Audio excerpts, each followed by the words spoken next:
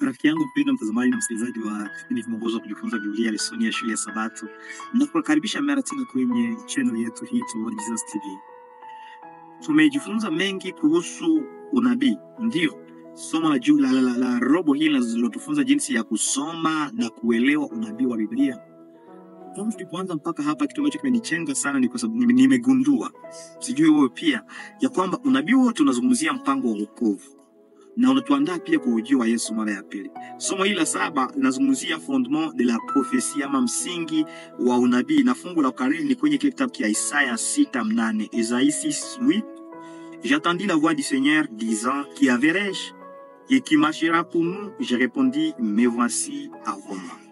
Kisha nikasikia sauti ya Bwana ikisema, nimtume nani na nani atakayekwenda kwa ajili yangu? Kisha nikajibu, mimi ni hapa, nitume. Joko tayari kusikia wito kama na ule Yesu anapokuita kufanya kazi yako na unasema mimi ni hapa Bwana, unitume. Ni lazima tuwe tayari. Tuwe na ombi. Asante Yesu kwa upendo wako. Asante pia kwa wito ambao umetolea. Patie neema kubali sauti hii. Sisi ni hapa, tuko tayari, na ututume katika mahali pote, nje zote, kwenye lugha yote, tukawaandae watu kwa ujio wako.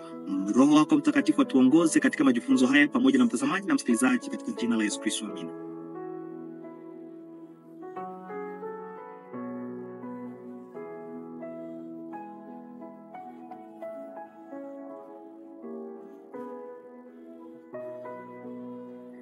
Ndugu mpendwa, somo la juma hii limezungumzia kuhusu msingi wa unabii, na tumejifunza kuhusu masomo mbalimbali ambayo unaweza kuyapata kwenye playlist yetu. Ikiwa ni mara yako ya kwanza kutufuata, ukiwa na haja ya somo la Sabato mchana, Jumapili, Jumatatu, unaweza kuingia kwenye playlist yetu.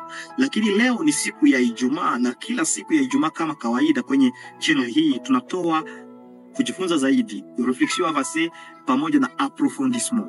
Kujifunza kwa kina kabisa zaidi, ambayo leo tutaweka mkazo kuhusu kiti cha enzi cha Mungu. Kiti cha enzi cha Mungu. Mpendwa, lazima uelewe ya kwamba Mungu ndiye msingi wa kitu chote kilicho kiema. Kitu chote kilicho kizuri, yeye ndiye msingi.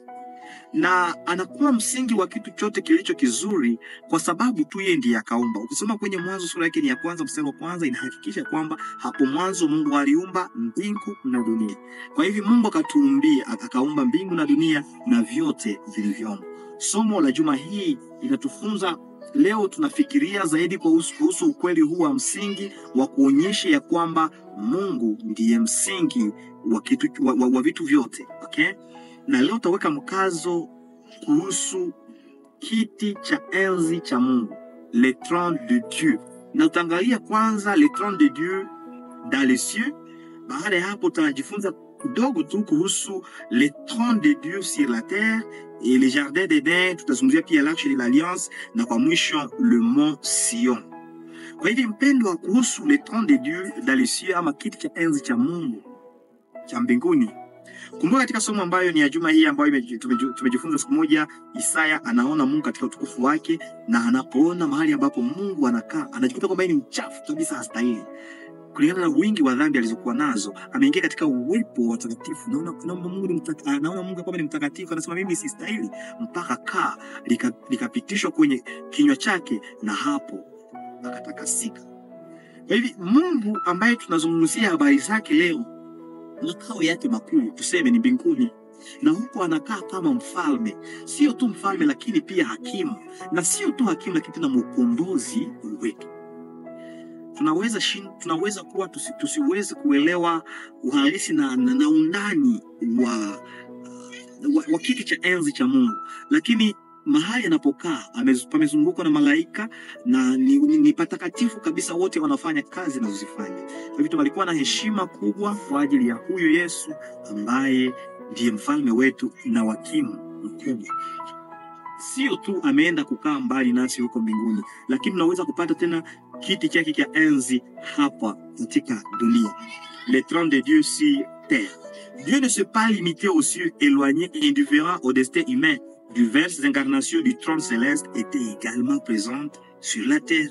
Sio kwamba tu kiti cha enzi kimebaki, niseme mfano wa Mungu kukaa kwenye kiti cha enzi kimebaki tu mbinguni, lakini kuna dhihirisho nyingi ambazo zilionekana katika ulimwengu. Kwa mfano katika shamba la Edeni tunaona ya kwamba kulikuwepo malaika ambao walikuwa na makerubi ambao walikuwa wakichunga mti wa uzima. Okay? Na tunaona katika huko mbinguni katika kiti cha enzi kinalindwa na malaika, malaika wanamzunguka. Kwa hivi uwepo wa Mungu pia ulikuwa katika shamba la Edeni, na sio tu hapo, hata wana wa Israeli walipokuwa wakitoka Misri kuelekea Kanaani, tunaona katika hiyo sanduku ambayo tunaita patakatifu, okay? Sanduku la agano. Hapo pia kulikuwepo uwepo wa Mungu.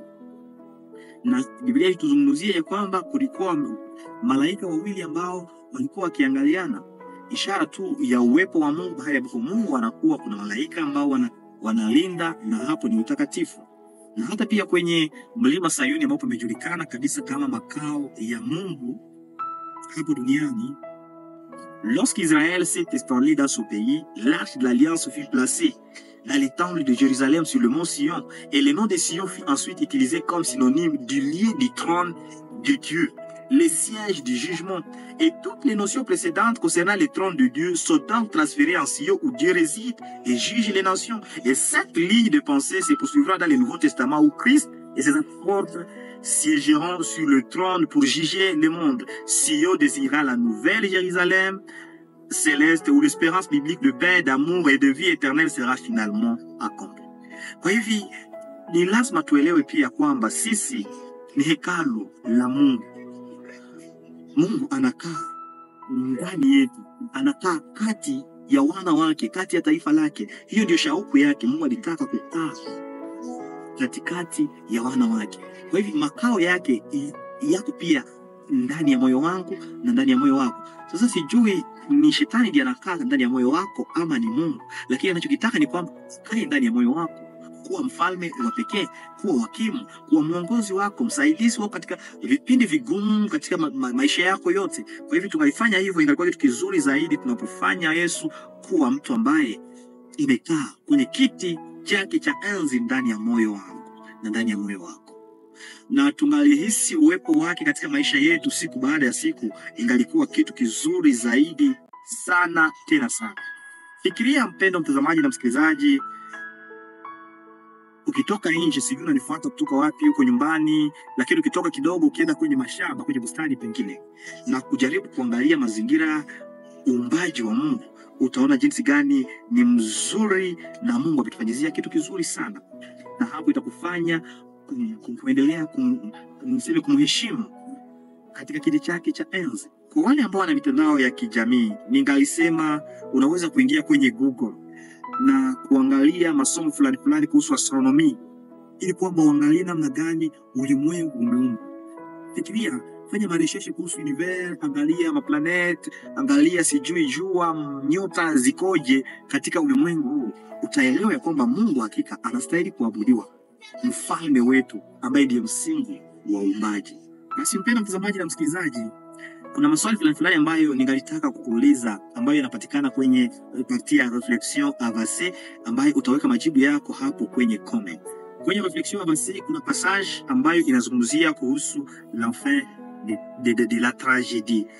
Kwenye kitabu kia la fin de la tragédie, kwenye Ellen G. White, kwenye la fin de la tragédie, page 586 yazisante, katika kile kitabu kia tragédie des siècles, ukasoma ile chapitre ya la fin de la tragédie, hapo utaona ya kwamba huyu shetani ambaye alikuwa ni mkerubi wakati fulani alikupwa kwa sababu ya kujivuna, kutoridhika na kazi na kutoridhika na kile ambacho Mungu alikupatia.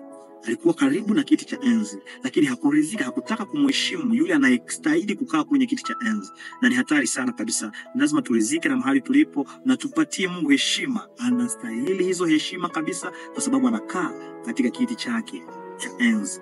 Na wote wanaompokea Yesu kwa Bwana kuhusu maisha yao watamuona tena Yesu Kristo akirudi katika Yerusalemu pia, ukikaa kwenye kiti chake cha enzi, sisi kumuona macho kwa macho. Itakuwa ni furaha yetu, mahali ambapo niseme nafasi ambazo makerubi wale ambao waliokuwa na shetani ambao ni waasi, mahali ambapo walikuwa wakikaa, wameacha hizo nafasi kwa ajili yetu sisi ambao tumempokea Yesu kwa Bwana na mkombozi wa maisha yao. Ninakutolea hapa swali mbili ambazo zinakuwa kwenye reflexion avancée. Unasema, imaginez-vous devant Dieu avec chaque défaut, chaque acte mauvais, chaque pensée, chaque motif mauvais pleinement exposé devant lui. Que mériterez-vous à la juste titre? À juste titre. Fikiria uko mbele za Mungu na mawazo yako yote, matendo yako yote yamewekwa wazi. Utajihisije kulingana na vile ambavyo unaendelea kuvifanya? Quelle est alors votre unique espérance? Matumaini yako ni nini? Et pourquoi devons-nous être justifiés par la foi en Jésus-Christ? Kwa nini tunastahili kuhesabiwa haki kupitia neema ya Yesu Kristo kulingana na Warumi 3:12? De maintenant et lors du jugement où nous en aurons le plus besoin. À résumer, pourquoi avons-nous besoin de l'évangile? Kwa kifupi, kwa nini tunahitaji injili? Weka jibu kwenye comment. Je, hakika unajua kwamba unahitaji injili? Ama wale unakuzunguka unajua kwamba unahitaji injili? Watu wa kila kabila na kila jamaa na kila lugha. Na ikiwa unahitaji ni kwa nini? Weka jibu kwenye comment. Swali lingine, Jean-Baptiste, comme nous l'avons vu, a joué le rôle de séraphin, une lampe ardente et brillante. Voir Genèse 5:35. Il fut bien sûr l'avant-coureur de Christ, annonçant la première venue du Messie. Et comment le peuple de Dieu des derniers jours tient-il un rôle prophétique similaire? Yohana Mbatizaji ambaye pia alikuwa ni nuru akiangaza kwa wakati wake, na sisi pia ambao tunaishi siku za mwisho tunawezaje kufanya sawa sawa na jinsi pia Yohana alifanya tunapoishi katika karne hizi za mwisho? Mungu akusaidie mpendwa. Tumheshimu Mungu kabisa ambaye anakaa kwenye kiti chake cha enzi, na ujue kwamba anakaa ndani ya moyo wako. Ikiwa hujamkubali, mpokee leo na mkaribishe. Sema, karibu Yesu Kristo. Njoo ukae katika kiti chako cha moyo wangu. Tuombe. Asante Yesu kwa kuwa uko pamoja nasi. Asante kwa sababu umeamua kukaa katikati ya wana wako. Tupatie neema kukubali ili kwamba ukae katika moyo wa kila mmoja wetu, na ukija mara ya pili, mimi pamoja na mtazamaji na msikilizaji tukulaki hewani katika jina la Yesu Kristo. Amen. Mpendwa mtazamaji na msikilizaji, kwa mara yako ya kwanza kutufuata, unaweza kuingia kwenye playlist yetu. Tutakuwa somo la Sabato mchana, Jumapili, Jumatatu, Jumanne, Jumatano na hapo Alhamisi. Itakuwa ni kitu kizuri zaidi. Nitakusihi kusubscribe, like na kushare, na ukiwa na maswali uweka hapo kwenye comment ama kuwasiliana nasi kwenye namba ya simu. Mungu akubariki.